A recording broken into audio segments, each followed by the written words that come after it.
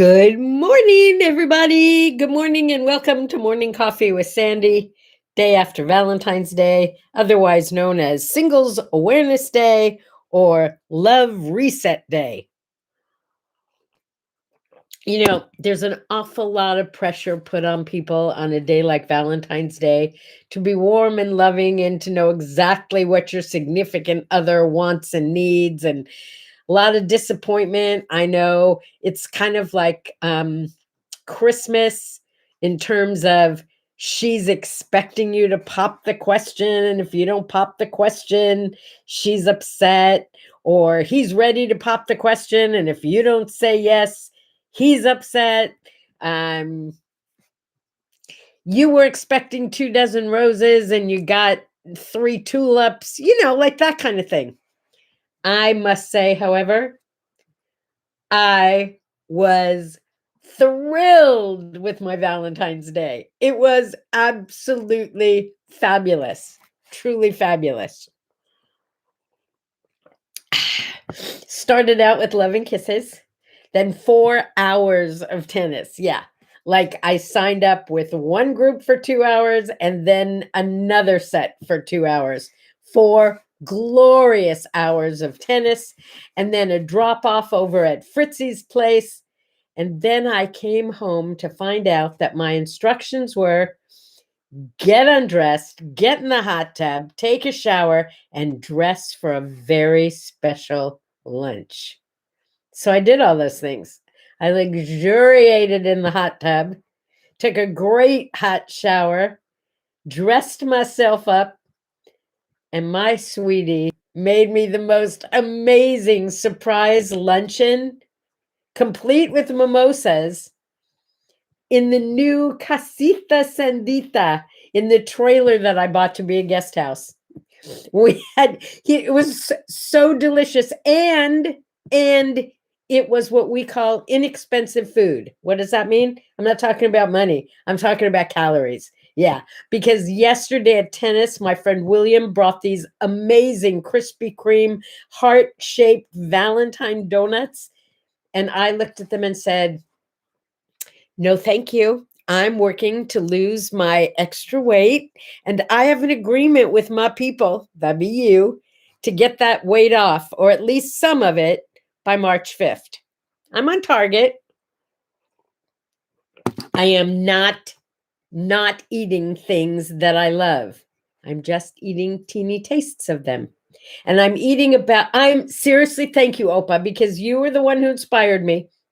I am coming up, and I might even write a little recipe book of 100 to 200 calorie snacks, so that all day long, every few hours, I'm eating something absolutely delicious, but I'm trying to stay within anywhere between 1,000 and 1,100 calories a day.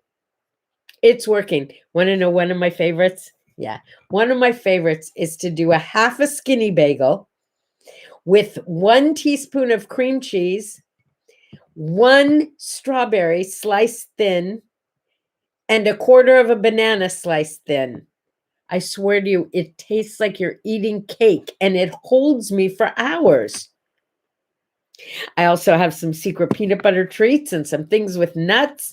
It's not like you can just eat lettuce and cucumber and celery. You don't have to eat salads all day, although I happen to love salads, so for me that's no punishment. Chicken and lean beef, and I'm not missing anything. I love my green vegetables, so I'll make like a whole package of spinach, and that's my snack, and it's 50 calories. It's awesome. I'm actually having fun and being creative. But I like the idea of doing the recipe book of great snacks you can eat while you're losing weight. Oh, brownies yesterday. I didn't do brownies.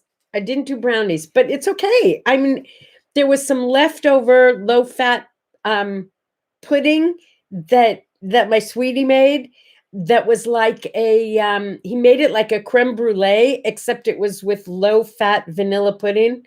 It was delicious. And fruit. Yeah. String cheese, peanut butter, and fruit. Oh, you could put them together though. Yeah, you could. And another great snack is a couple of slices of apple and a teaspoon of peanut butter and about yeah, maybe a couple of, I mean, there's so many options. I'll write the book. I'll write the book, I promise. I'll write the book. It's gumdrop day.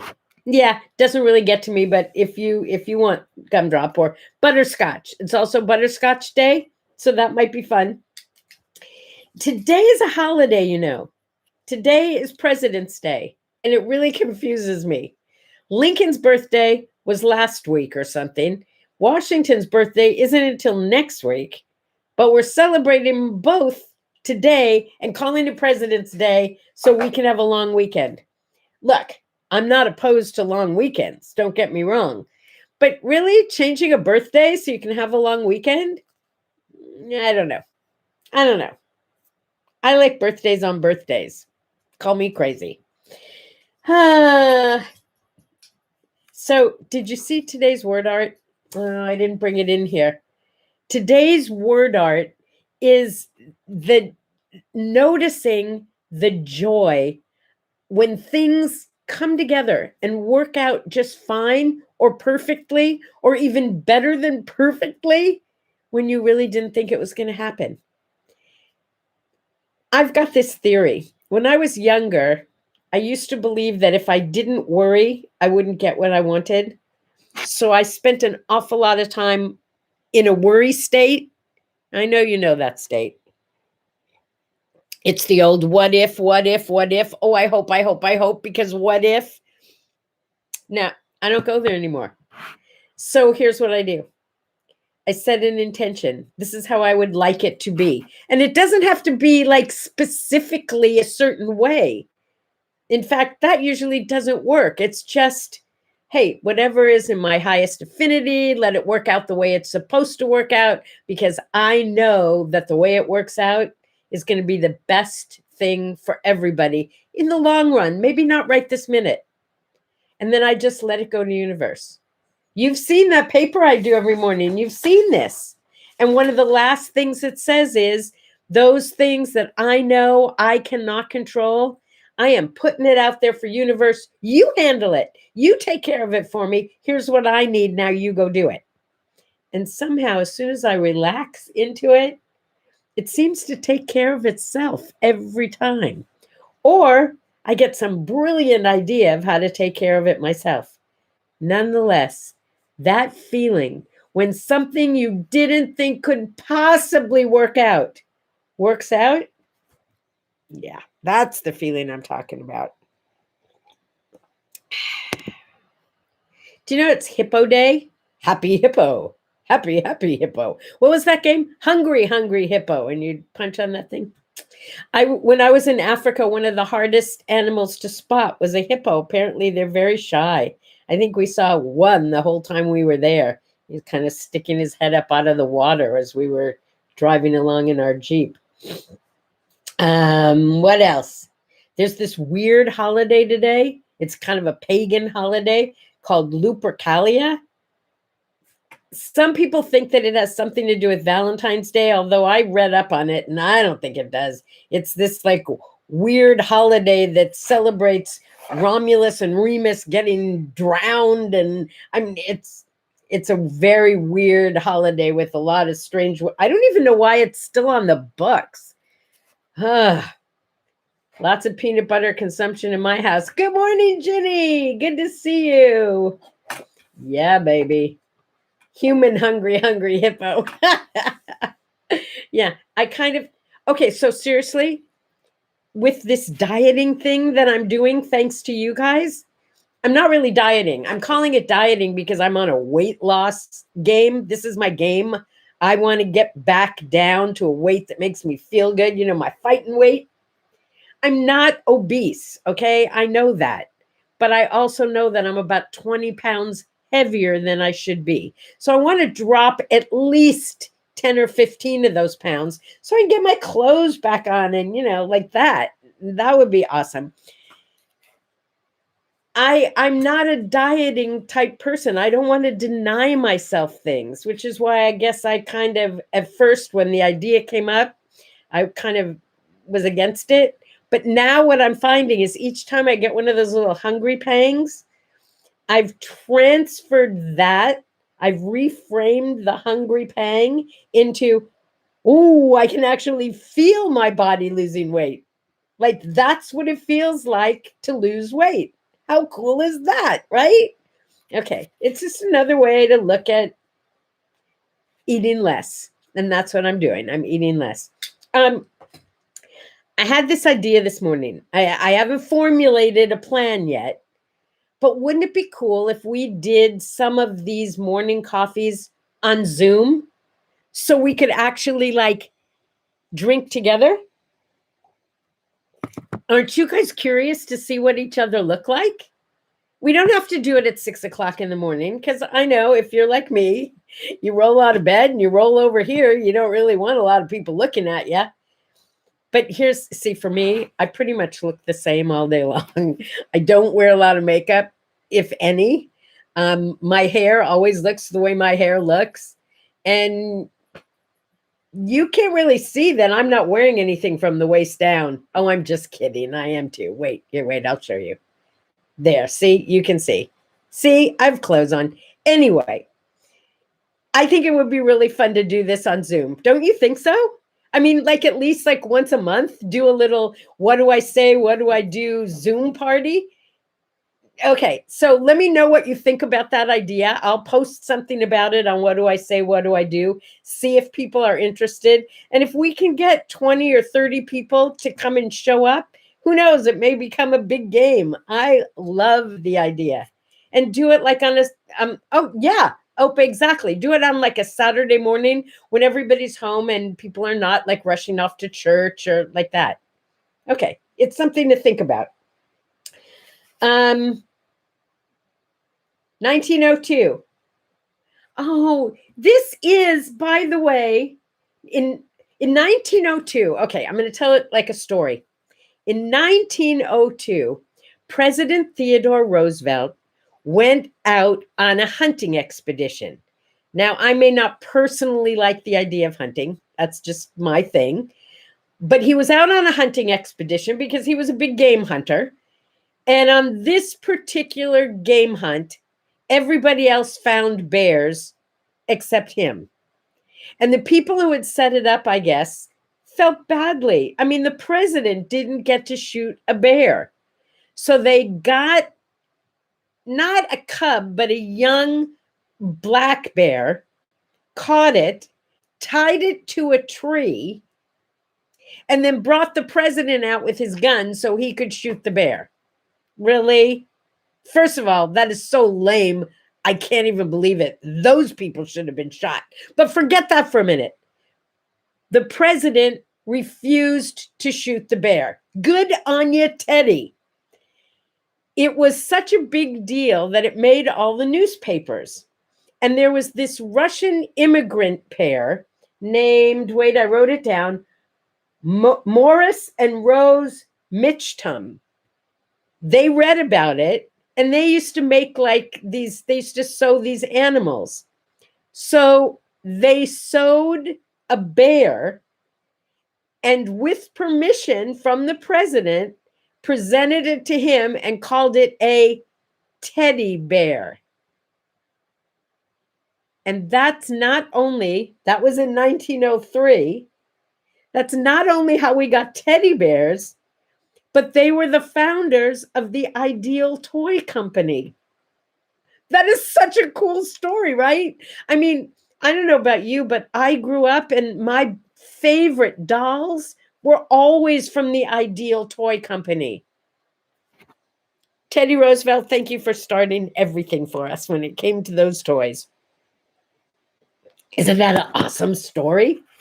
It's also Susan B. Anthony's birthday. I got your dollar, honey, somewhere. I put them around. You know, we did the coins for her. That was not a big deal, was it? And besides, who really knows about Susan B. Anthony except that she was important enough to get a coin named after her? Nat King Cole died today. Miss him. He had quite the voice.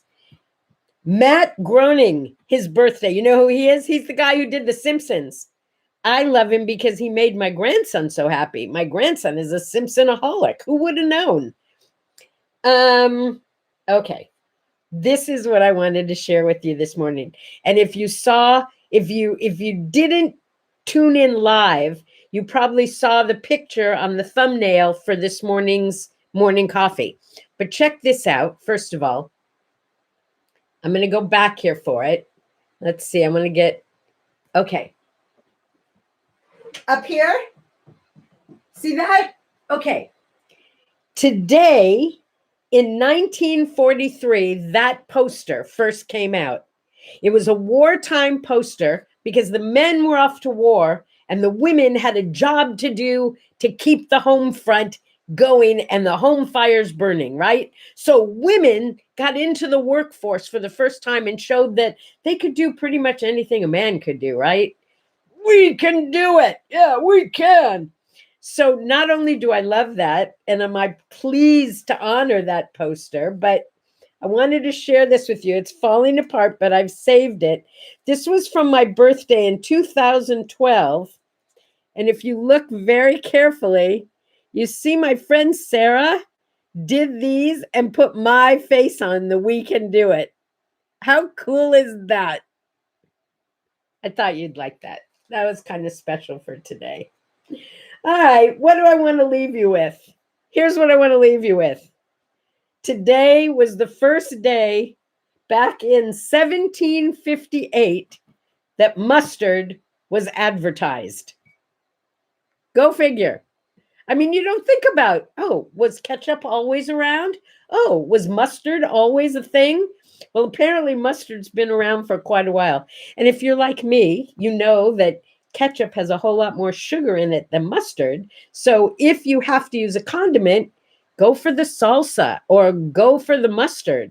Go for the things that don't have a lot of calories that give you a lot of taste. Salsa, by the way, is always a really good choice. Fritzy report.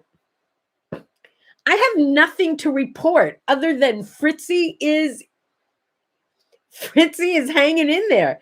She told me she was a little, she didn't use the word bored, but when I asked her what she was doing, she looked at me like, there's not much going on. Really? Really? At almost 98 years old, you're concerned that there isn't much going on? So I made offers, but she didn't want to go out dancing. I asked her, but I think she'd enjoy watching somebody else doing it. I'll have to think about that a little bit. But thanks for asking. She's doing great. Great, great, great. So my mother was born 20 years before your mother, Opa, which is why I could actually be yours. Oh, okay, wait a minute. Do you really have to be in hair and makeup for an hour? JB, are you doing a show or a commercial or something? Why are you being in hair and makeup for an hour? Maybe I misunderstood and I'm reading that comment too late. It's hard for me to follow the comments as you say them because I have to keep putting my glasses on and off. -1 with the wind chill there. Oh, guys, I'm so sorry for you. But you saw, if you follow me on Facebook on my personal page, Casita Sandita is almost ready to be open, and we are taking reservations for the post-pandemic season. I'm going to ask about Zoom. I'm taking reservations for the post-pandemic season at Casita Sandita. I love you guys. Happy Monday morning. See you tomorrow.